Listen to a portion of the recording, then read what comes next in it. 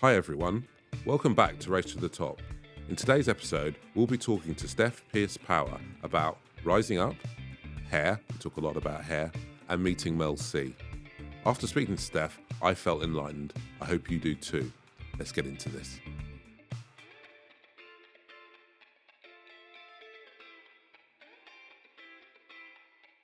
Welcome, Steph. Thank you. Now, a little cheat for everyone else. You'll know that sometimes the guests write their own bios. That is a writer writing a bio, if ever I've had one. It was a beauty to read it, you know, and you're also going to be very successful as a writer. I love it. Oh, a manicured nail wrapped in a velvet fist. Brilliant. What made you think of that?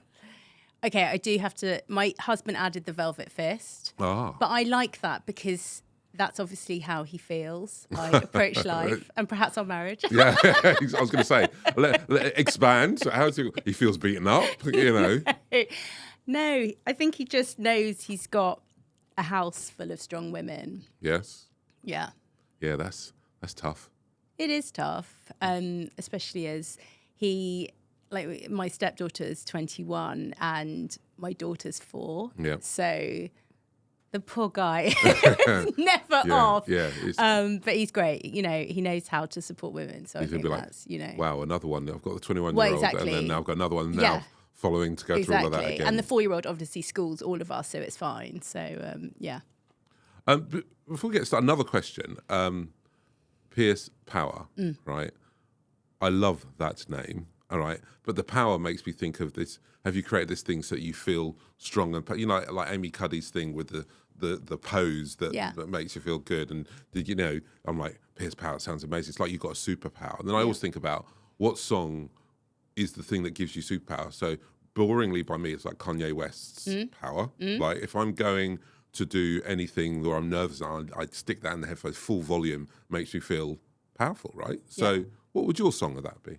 My song, and it's, I would say, since I wanted to be a screenwriter and following some changes in my career, is Rise Up by Andra Day. All right, yeah. I listen to that every day. Every day? Every day. And what is your alarm? No, I listen to it because I have playlists for different shows that I'm writing because it helps me. And that is one of my screenplays. TV pilots. And I actually imagine this playing when I'm really successful in writing. Right. So it makes me... And also... Is it the song that we're playing when you go out to get your BAFTA? Do you know what it is? And I feel embarrassed to say that, but actually, no, I've got to own it. Yeah. But also, and this is... I first heard it, I don't know, years before this, probably when... I don't know, maybe like 2019, 18. When I met my birth family, which is obviously a whole different story. Topic. But yeah, there's so much in there that makes me just think of, rising up. And I've used it for so many different things as a soundtrack that it feels so fitting that, to have it playing while I get my BAFTA, whenever that may be. Tune in. It's going to happen. We're going to manifest it. It's definitely, we start that manifestation right now, right here today. Exactly. So actually, okay, so we like to start at the start on this podcast. Yeah. So you grew up in Surrey, right? Yeah. In the Surrey area. Tell me about it. What was it like growing up in Surrey? Yeah, well, I was adopted. I am adopted. Yeah. What age? Yeah, about 6 weeks. Oh, so right, really okay. early. And adopted by white parents. And obviously that gave me a different outlook and upbringing.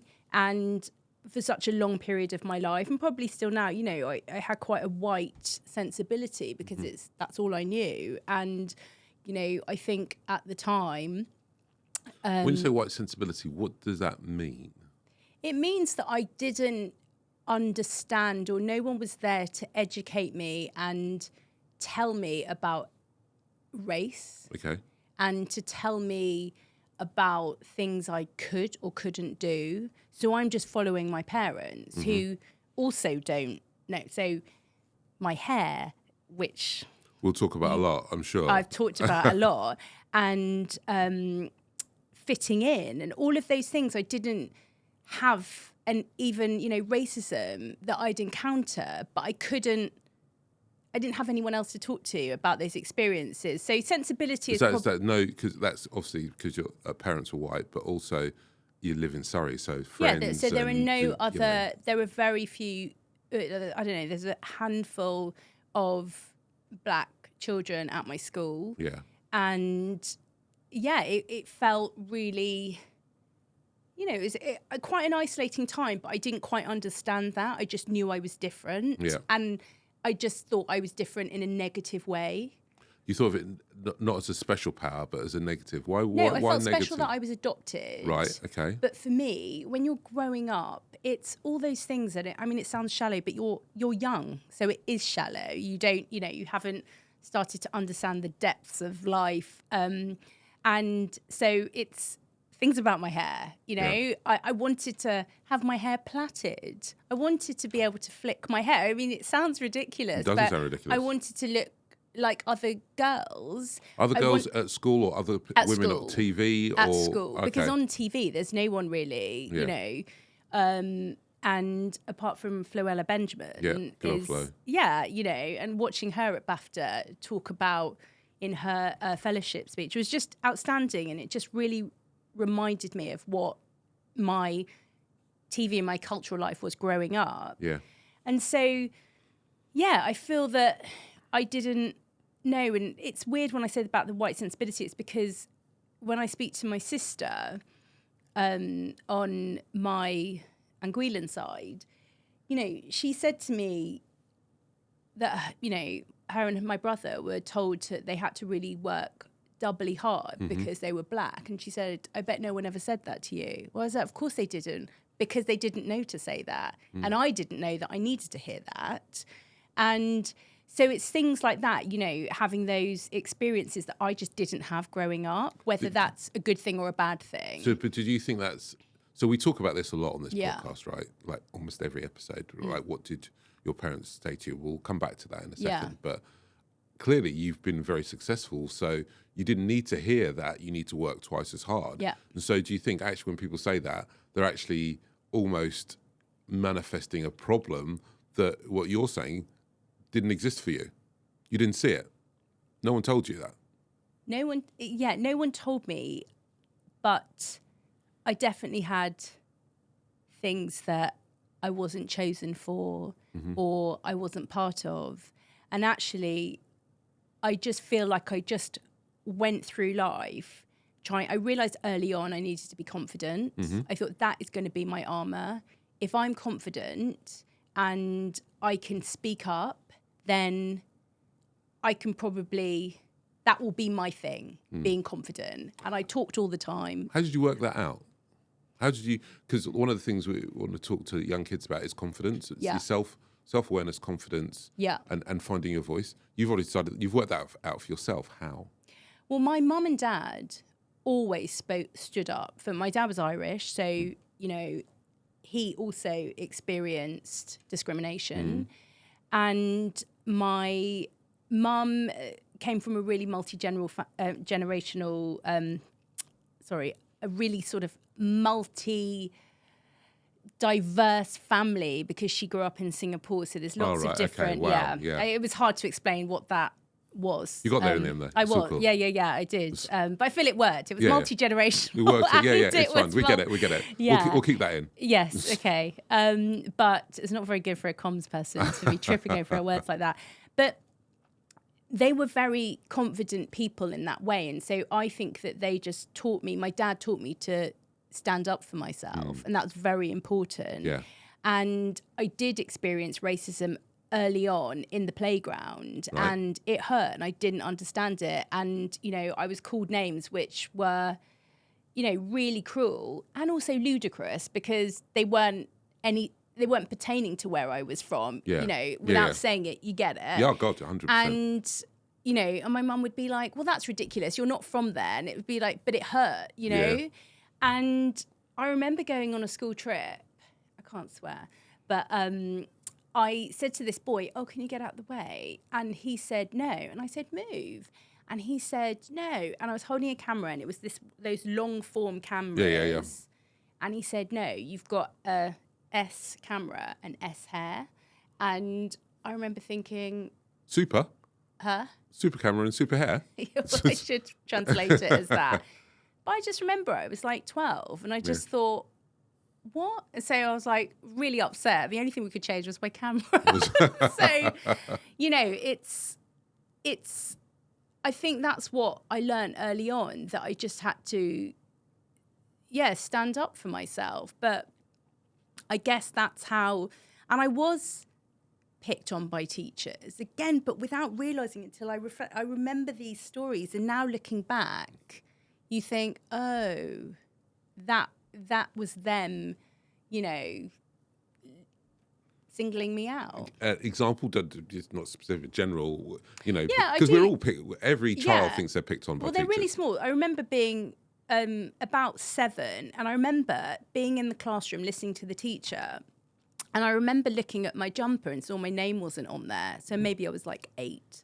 And so I started to write my name on there. And the teacher shouted at me and went, "Stephanie Power, we do not write on furniture. You don't do that at home, do you? You don't." And really singled me out in such a way that I was just stunned that I didn't speak up for myself and say, "No, but I wasn't doing that. I was writing on here." So I just then got a detention.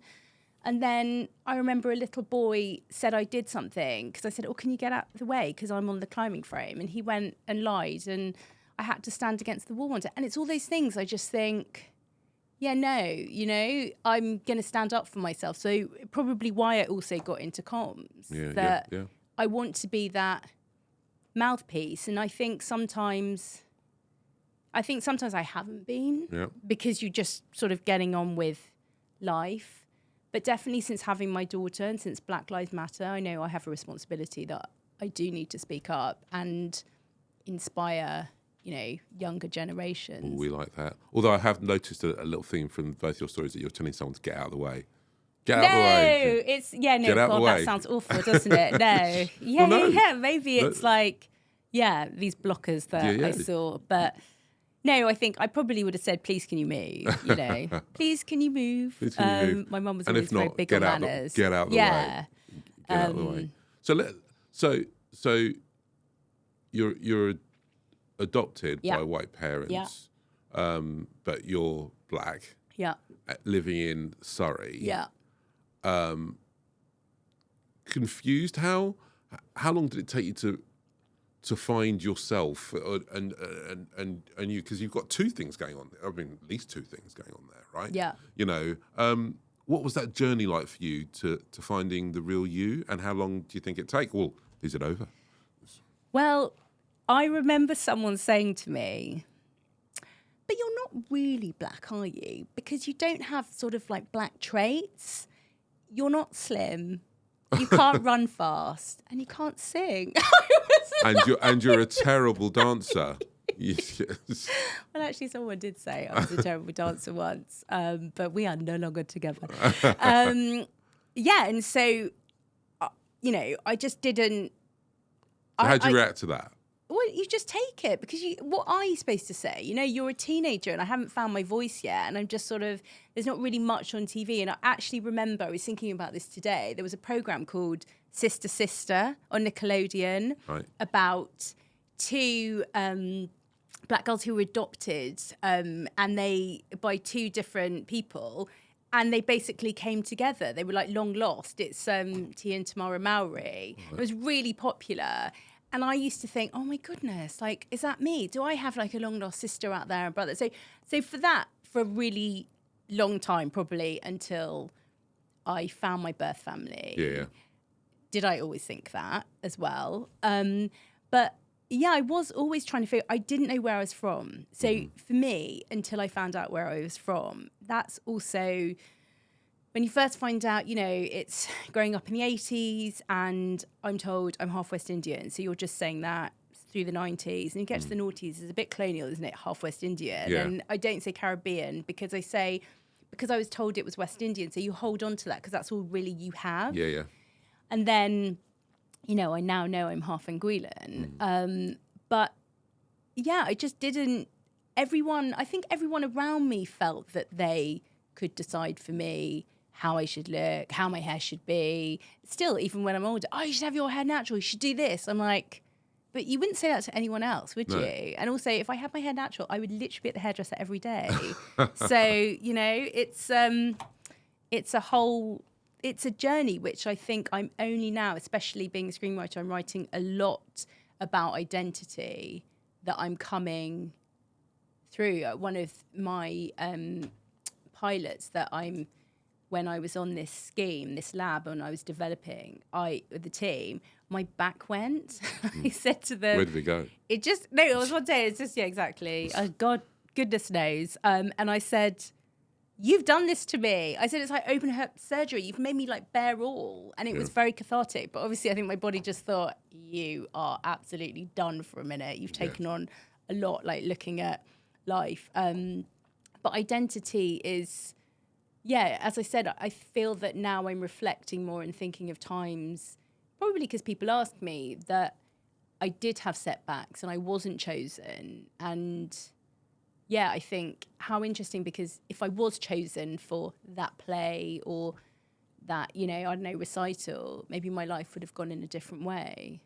Did you spend any time trying to, we often talk about code switching and how that works, trying to be someone that wasn't you?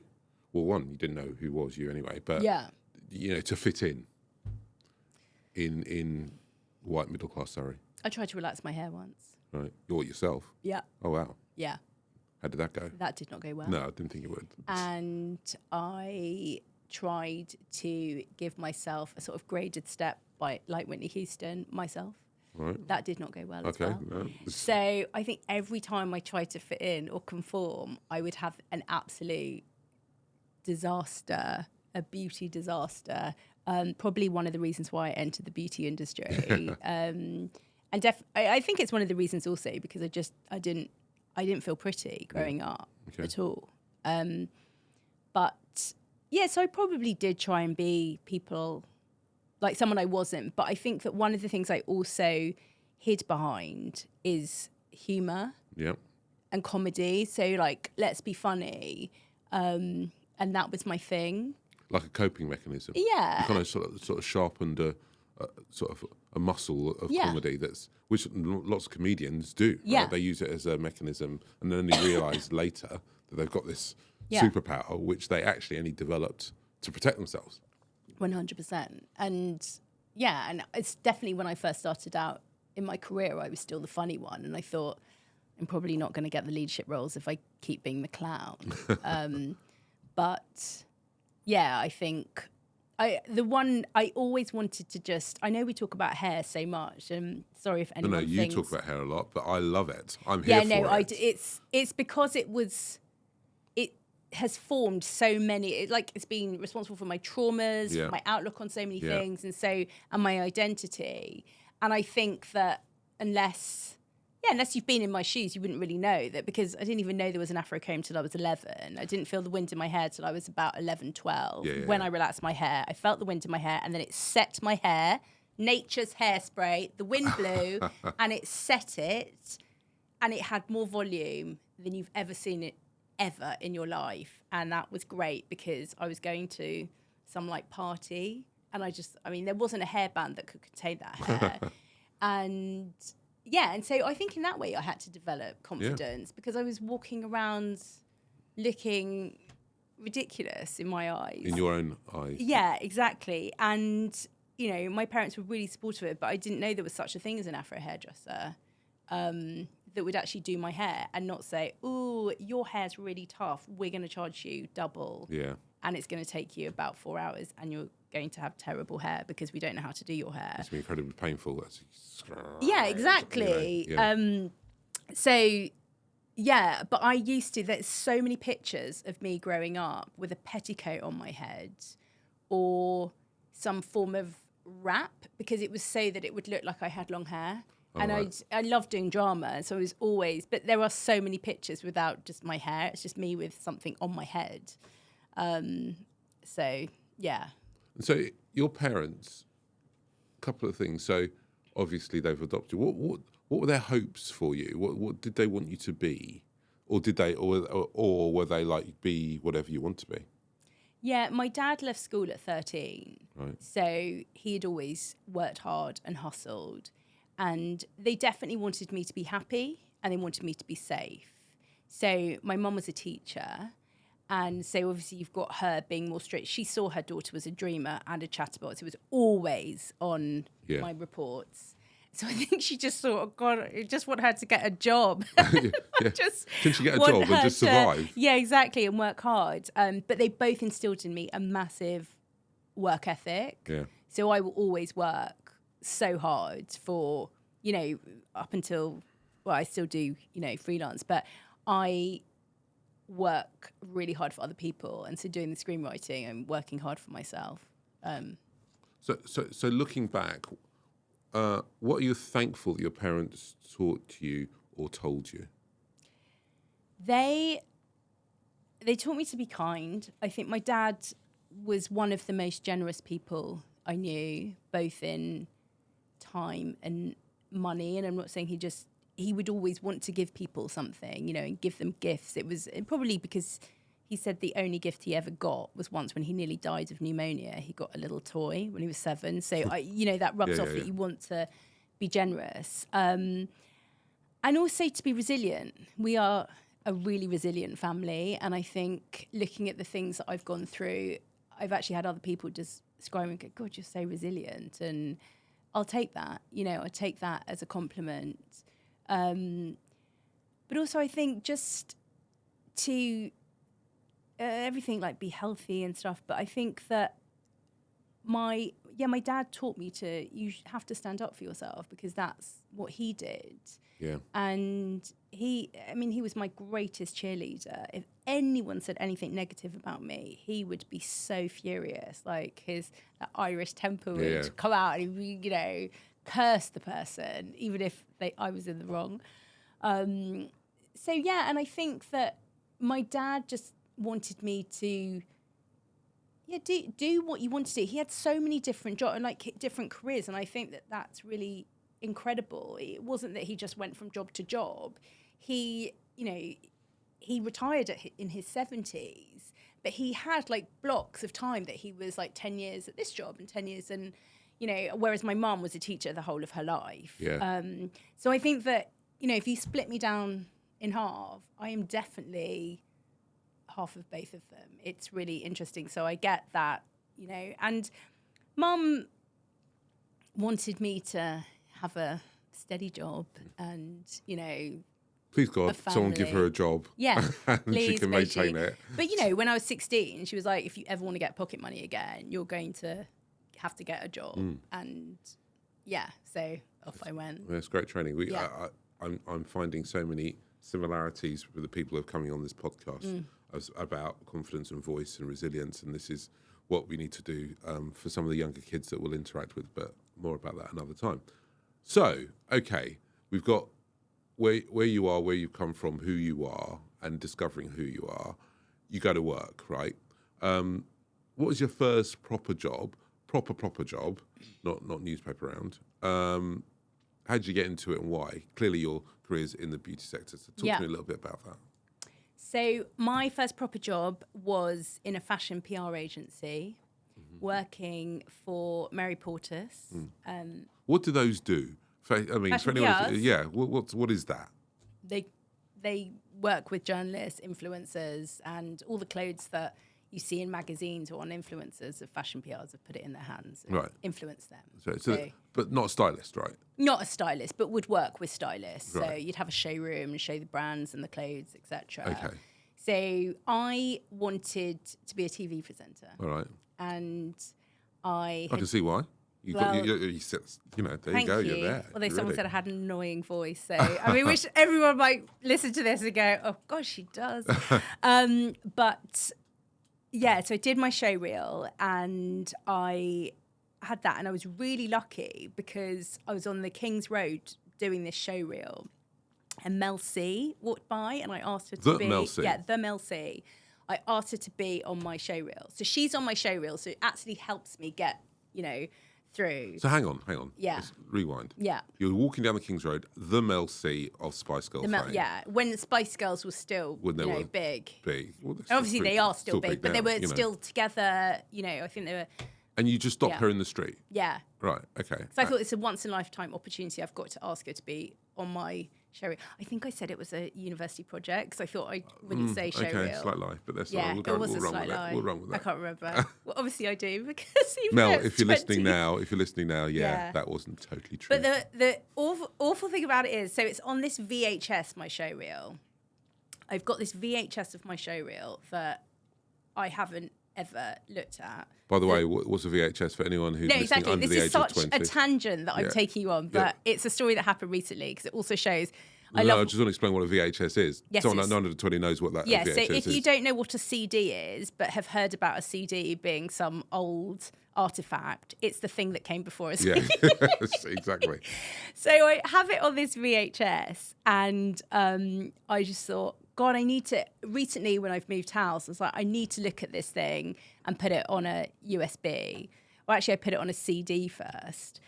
DVD, sorry. And so I got it and I thought, I'm going to look at this because it'll be really funny and maybe I'll put it up on social and it would just be, And I remember I'm wearing Diamante, a lot of Diamante. There was this brand called Mikey that was really popular at the time, early noughties. And so I just remember I'm dripping in this, looking very extra.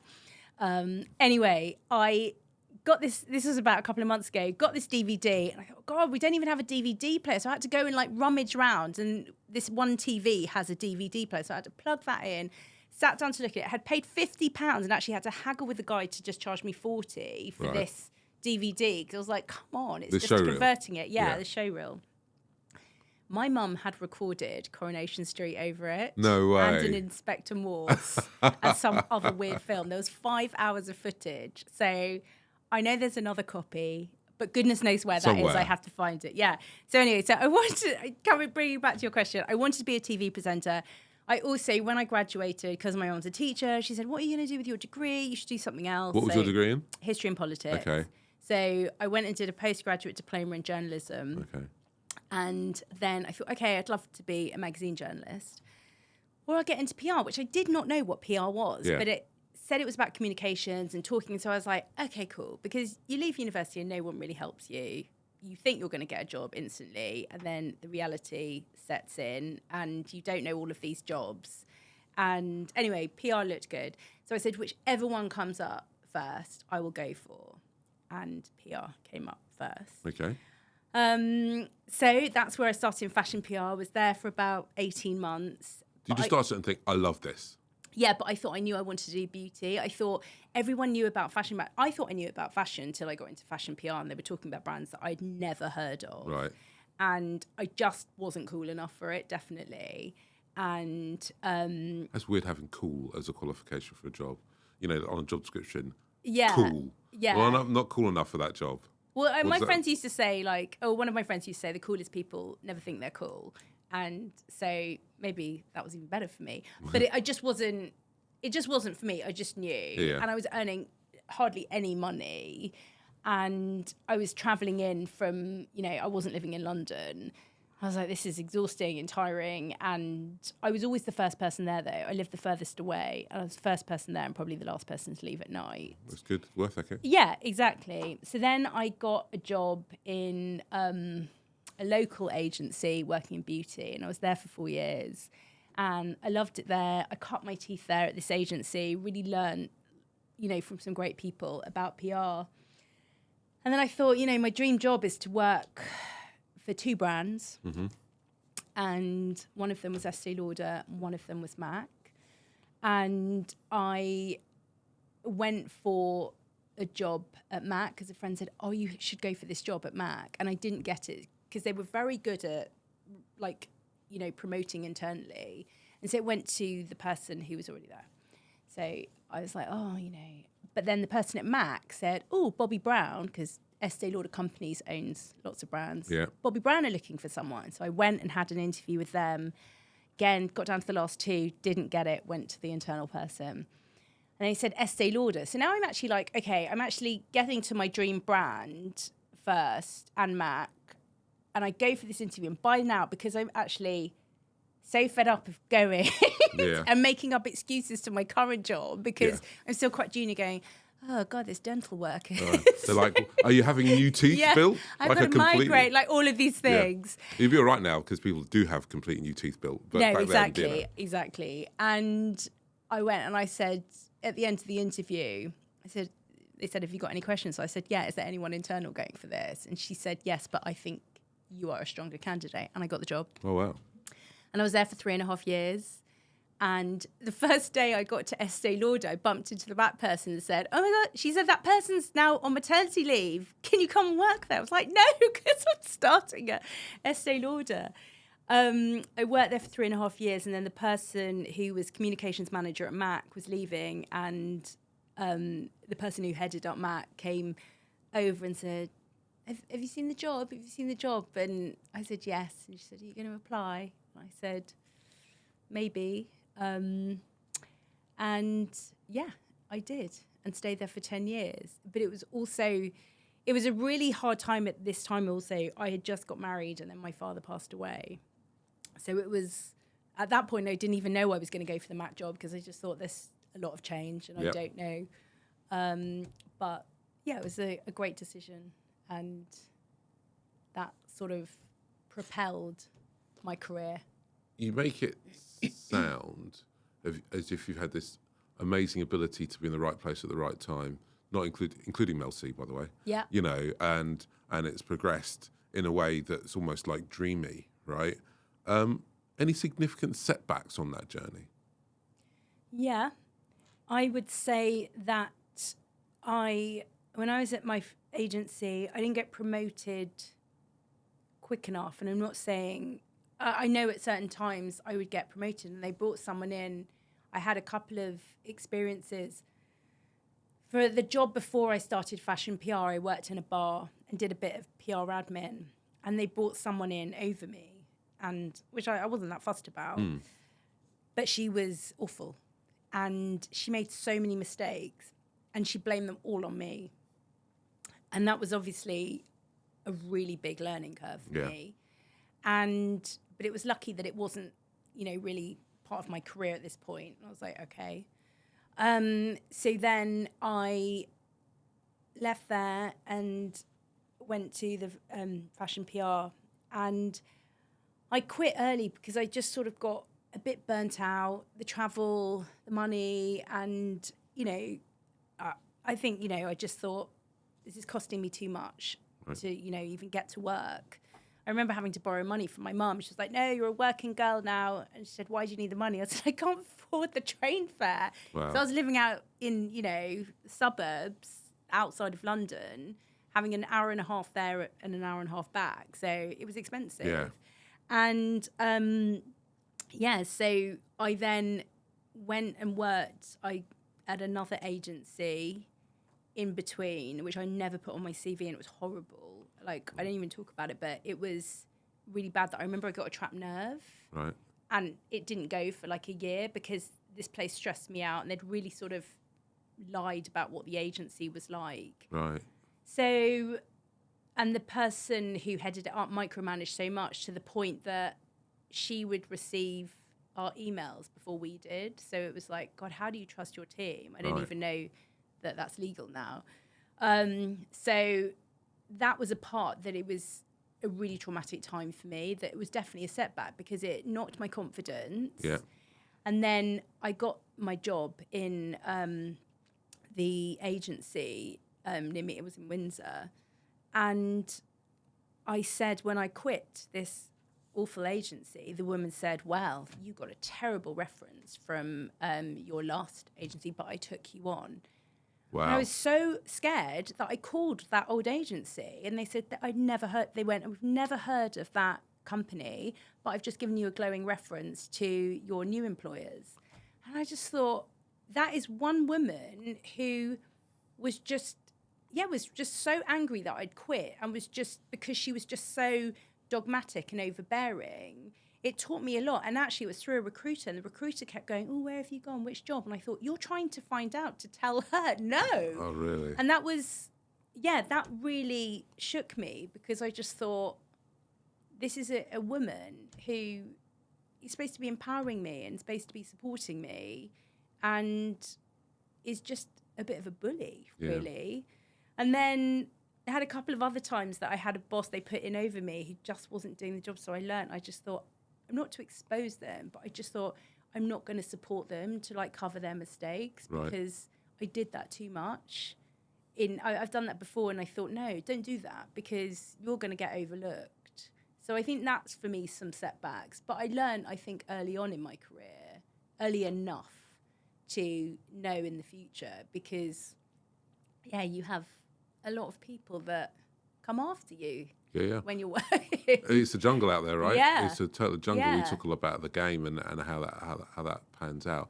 I mean, do you think, I mean, I would say don't look for race, but now we're looking backwards, not look for. Do you think that had anything to do with any of this? I think... Or what role has race played in your career? I think that it's hard to say. Like, I don't know, because I feel like I wasn't looking out for that, but I can't remember so much that. However, I will say that when I got onto the leadership team at MAC, so then, from comms manager, I got onto the leadership team in the UK, I was the only woman of colour and person of colour there. And that is at that point that I looked around and I thought, okay, this needs, and I had a boss who was South African who used to say, come on, we need to have more representation here. And then, there's that whole thing of people going, oh, but you just don't want to promote someone because of the colour of their skin. And I'd be like, no, but they're probably really good, And I think that's it. I think it's upsetting to hear when people have had those. And how do I know how many times I've been overlooked because of the colour of my skin? And so it's only certain times, as I said, like I reflect, that I think, oh yeah, actually that probably was what was, happening. But I used to have, in our industry, it's not even, I doubt it happens now, but probably when I was at my agency before, and then up until I got to Estee Lauder, because when I was at Estee Lauder at the time, like they were absolutely smashing it, that company, they owned everything, the creme de la creme, and everyone wanted to work there. And it gave you a sort of, camaraderie, but also armor whenever you'd go to anything. And it's such a look you up and down industry. Yeah. And I used to think, God, I'm so sick of people doing that. So I used to think, for me, for my confidence, I became obsessed with shoes. I was like, I'm always going to make sure I have the best shoes. So if someone's going to look me up and down, they can look at those shoes. Okay. And then I will look at their shoes and be like, my shoes are better. I win shoe game. Yeah. I will play shoe games. 15 love. Yeah, because if you're going to look me up and down.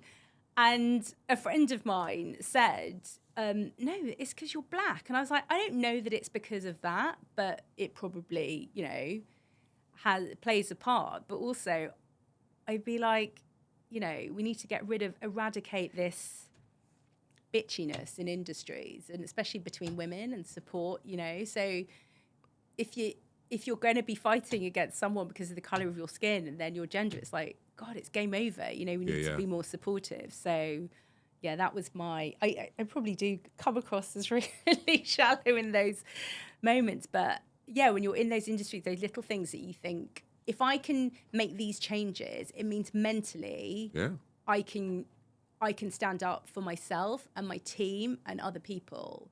And so, yeah, I think those things, and that's probably why I'm always like, if my hair's looking okay, and it's probably indoctrined because I work in that industry. Yeah. But it also means that I will have more of a confidence and armor to be like, okay, if I need to go to battle, then I'm going to win. Yeah, and that confidence and self-belief is incredibly important the more senior you get in organisations. Yeah. If you don't believe in yourself, who's going to believe in you, exactly. And especially as no one, especially like my family, don't understand what I do. Like the writing they can, but PR. They're like, what is that? No one understands, and children especially. No one like, what's your dad do? Oh, I don't know. It's, Yeah. you know, Yeah. I've no idea. Right, he goes out the door, he comes back. Yeah. We have money, we go on holidays. Yeah. That's it, right? You know, so okay, and then so you do this, you get to a really great level in the industry you chose to be in, and in the companies that you chose to be in, and then you decide that you've had enough and you're going to go and do screenwriting, like full 90-degree pivot. Okay, let's talk a little bit about that. Why did you do it? And was it because you had enough, or you thought you'd hit a glass ceiling, or what was your motivation? Or what is your motivation? Yeah. So my role was made redundant. So it was kind of taken out of my hands. But I'd resigned twice before, so I was lucky. Maybe you're trying to tell them. They finally listened to you and said, you know, you tried to resign twice. We've realised you're right. Yeah. I think when you're in a certain, you know, I definitely had at one point the best job in the industry. I couldn't believe I was getting paid doing what I was doing. And I've had experiences, you know, I'm so grateful for everything and what it taught me. And, you know, a lot of charitable work that I did was because of MAC and the MAC AIDS Fund. And that's the reason I stayed for so long. So when I was made redundant, I thought, gosh, I've got to get this another big job, you know, because this is me. I was Stephanie Pearce at MAC. Yeah. What else am I? And I'm already having an identity crisis because I'm a new mother. It's COVID. I'm rocking my afro hair at this point because there are no hairdressers. And so I just don't really know who, you know, what I'm going to do. And I said to my husband, okay, I'm just going to do this, blah, blah, blah. And he was like, the first day we went on a date, you said you were writing a book. And it's true, I did. I used to talk about it a lot. Were you actually writing a book? Well, I or were you tried thinking to. of writing a book? A bit of both. A bit of both. There's a really good book called The Artist's Way by Julia Cameron. And one of the stages is, saying sometimes it's better just to say you're doing something rather than the fear of actually trying it and then failing. Yeah. That was absolutely me. So I tell you, the book, and it's so impressive. And they're like, oh, my God, how amazing. Yeah. And I hadn't written it. I tried to. But I always knew I wanted something on screen, and I thought you wrote the book and then it would go on screen. Yeah. I just didn't know how to. That happens sometimes. Exactly. So he called me out. He was like, you need to try and follow your dream. And so I was like, okay. So I did this online course to see how to write a script, bought some software, taught myself how to do it, and got into this course, which was like Introduction to Screenwriting. And I thought, wow, I love this. This is great. And I'm writing away. And then I applied for this scheme called the Writers Lab, which is for women over 40. And in the US, Meryl Streep and Nicole Kidman support it. And in the UK, Cate Blanchett does. Okay.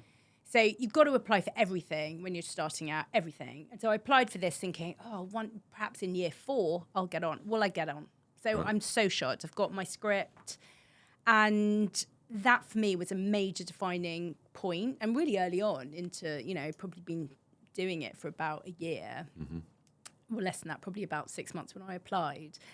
And I have never felt so content doing something. And I did, the funny thing is when I was at MAC at one point in my career, I actually sat there and I thought, I have my dream job. I have reached this dream. And without sounding arrogant, I have realised, and I don't know who it is who instilled it in me, whether it was my parents or it's reading. You know, I've read a lot of, whether you call them self-help wellness books, and that whole idea of manifestation. Sorry. When I started to read about that, I was like, I started to then play a game to think how many times in my life I had actually manifested things and really, brought them to life. And definitely to be that role at MAC was that, and all the things I was doing. And then screenwriting, I'm like, this is going to happen. I'm not going to stop now until it happens. I'm too far into it now. You know, I've made a lot of sacrifices now. You know, I don't earn what I used to, and so, which is fine. But I'm not Stephanie Power or Pearce at MAC. I'm just kind of in between, not Yeah, yeah. any. I'm a screenwriter, but I'm also still doing PR because I've got to pay the bills. Yep. But there's something about it that just makes me think, I'm doing this also for my daughter to show her that you can. And I've gone to so many seminars and webinars where they're like, it's so hard for a woman to get into this industry. It's so hard for a woman over 40 to get industry. So hard for a person of colour to get into this industry. And I'm like, okay, well, at least I've got a hat trick, so I'm armed with, you know. And I want to smash these ceilings because I think it's really important that I hate the idea of, you know, that it's the colour of my skin or my age or my gender that is blocking me being developed into, you know, or realising a dream. And I think, no, I'm going to fight really hard to do that. And my track record shows me I have done that. Yeah. It's never quick. I know that for me, it's slow and steady wins the race. But I also want to do that for, other women, other generations, and mentor people to say, just carry on. Because, you know, especially in journalism, my husband works in media, and there are so few people of colour coming through in journalism. And, you know, probably because they feel they don't have those opportunities. And so you've got to try and do it. And, so I don't know. If I knew how hard it would be, would I have done it? I don't know, but you can say that for almost everything in life, right? Yeah, if you know exactly, how hard it's exactly. Be, you wouldn't have started Yeah. it, but you did, and you it gives me a joy. Yeah. And everyone's like, "How do you find time to do it?" And I was just like, "You make time." You know, mothers are efficient. I think It's an amazing, you know, again, another of the qualities, building blocks, I think, of especially successful people of colour, is this growth mindset. Yeah. Do you know what? I'm going to try something. And often, literally, it's 90 degrees. So I'm going to try something different Yeah. that I even know how to do it yet. I'm just going to start. Yeah. I'm going to jump in. I'm going to lean in. I'm going to try and make it happen. Yeah. And it sounds like you've got that in abundance. But to have that, you've got to have this sort of innate confidence that we talked about earlier, right? Otherwise, you're never really going to be confident enough to do it. Yeah. Yeah, I agree. I think though sometimes my confidence can go against me because probably the more nervous I am, the more confident I'll be because I'll have to overcompensate the nerves. And so then you think, oh, look at her, she'll be fine. She doesn't need that opportunity because she can make it on her own. It's like, well, no, I need this opportunity because I need your help. Yeah. Or, you know, so I don't know. I had a scheme recently where I got shortlisted, writing scheme.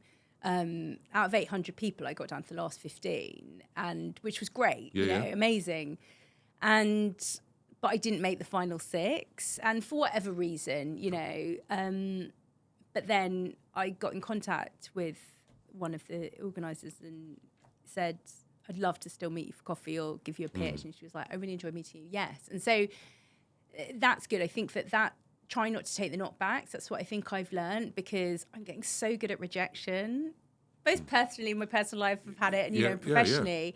And now, especially as a writer, my goodness, I think I got 3 rejections last week, and they don't even bother me now. You know, some of them hurt, because you're like, I really wanted that one.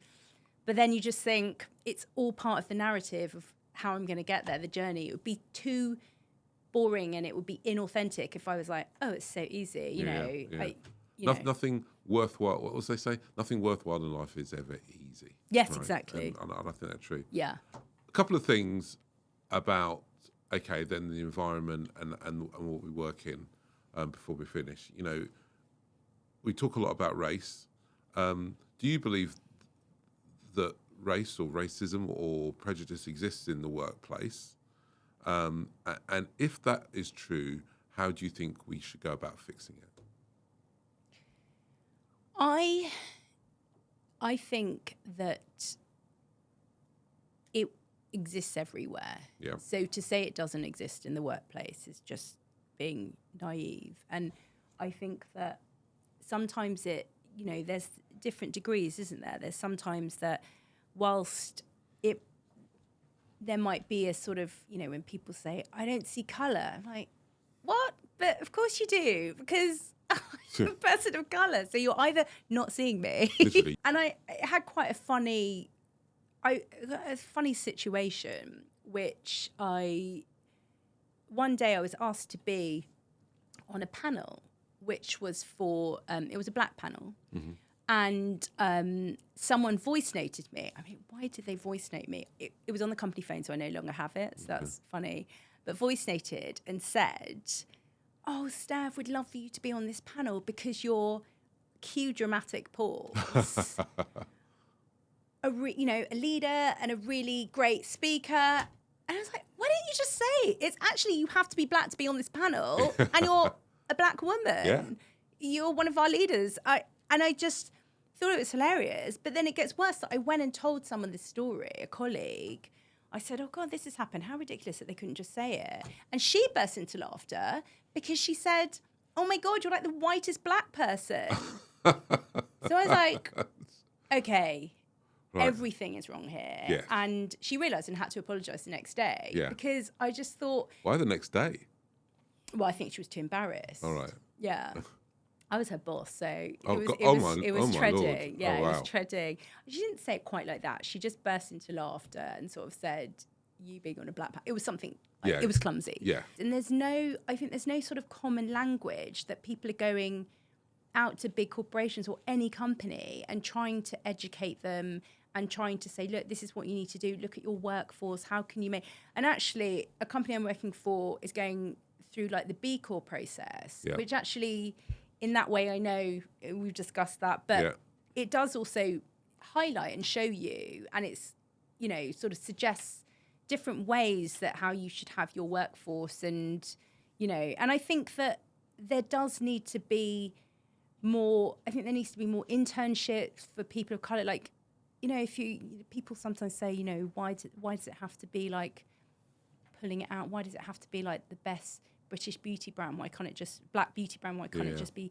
Because actually we're not at that place. Correct. We do need to celebrate, our kinsfolk. And then one day the best black beauty brand will also be the best beauty brand. Exactly. And so, yeah, I think there is a lot of work to do. And I also think that one of the things that I have noticed is that narrative has stopped. People are slipping. Yeah. It's sort of gone back because it's not there anymore. Yeah. And you're not being pressured as much you're not being called out because of so many things that are happening, So, yeah, I do think there's a long way to go to try and, sort this out. But I don't know, history just shows you it's a long, hard road, right? Yeah. And it shouldn't take a guy being murdered in America for all that activity to happen. Yeah. And that now seems a generation away, Yeah. even though it's only, 4 years? Well, exactly. And that's like a lifetime in this progress, so we still need to move Yeah. things forward. So the question I ask, well, now we've said all that, why should we be hopeful? In closing, why should we be hopeful that it'll be different for your daughter who's 4? Or your stepdaughter even who's 21? Yeah. Give us some reason to be hopeful. I think because they're calling people out. They're making people accountable. You can't give the same ignorant or throwaway comment because you'll get called out on it. Yeah. Sometimes I laugh about this with my friend about anything. If someone said, they said to their daughter, "Oh God, I wouldn't have worn that top, if I was that girl." The daughter's like, "Don't fat shame, mum." And it's true. Stop looking at all these things that we used to look at. And so it just, I think, makes us think a bit more. And I think it will hopefully, I think people will be more considered in what they do and their responses. And I just think that whilst obviously this generation, they can't say, "I don't see colour," but they're just growing up with multi-ethnicities and, different ways that people identify. And so it's a more progressive generation that, you just have to hope, because you just have to hope that they're going to actually go, right, actually, you're wrong. And they're happy to say people are wrong. Whereas I think my generation, whilst I know we joked about me going, "Get out," whatever, that would be get out of the way to a peer. But to someone who is an adult or someone in authority, I was not going to challenge that. Yeah. And I think it only got to the point that and I remember thinking this, when I have children, I am going to be that person. If I have to go up to the school, if they're going to call me in about my daughter or anyone, I will challenge them. So do not rue the day. But you can't possibly say something about someone without, having consequences. And that was always my thing. I just thought I need to protect the people I love and I will speak out for them. Yeah.